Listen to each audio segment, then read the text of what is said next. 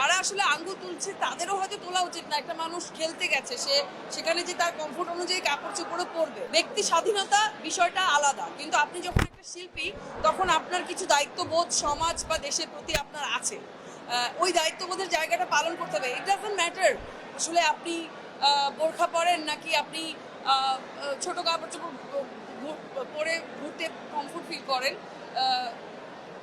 হ্যাঁ, যারা আসলে আঙ্গুল তুলছে তাদেরও হয়তো তোলা উচিত না। একটা মানুষ খেলতে গেছে, সেখানে যে তার কমফোর্ট অনুযায়ী কাপড় চোপড়ও পরবে, কিন্তু সিচুয়েশন বা সময় অনুযায়ী সময় উপযোগী ওইটা একটু মাথায় রাখা উচিত সব শিল্পীর, আমি মনে করি। শেষ করব, যেটার জন্য আসলে নমিনেশন পেয়েছে নয়া মানুষ, তাতে যদি পুরস্কারটা পেয়ে যায় মুশতাফিজ আজকে কেমন হবে আসলে?